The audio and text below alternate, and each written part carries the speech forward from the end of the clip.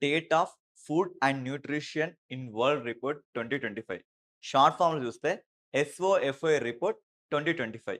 ఇది hunger, nutrition, food ఇన్‌సెక్యూరిటీల గురించి discuss చేస్తుంది. ఇక ఈ రిపోర్ట్‌ని 5 యుఎన్ఓ అఫిలియేటెడ్ ఆర్గనైజేషన్ రిలీజ్ చేశాయి. They are agriculture organisation, international fund for agriculture development, United Nations children fund, world health organisation, world food programme.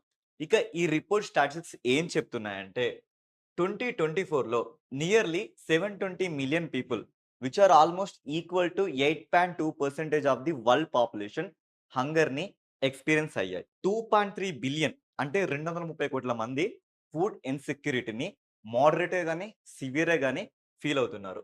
ఇక regional burden చూసుకుంటే ఆసియాలో 323 మిలియన్ పీపుల్, ఆఫ్రికాలో 307 మిలియన్ పీపుల్ అండర్ న్యూట్రిషన్‌లో ఉన్నారని చెప్తుంది.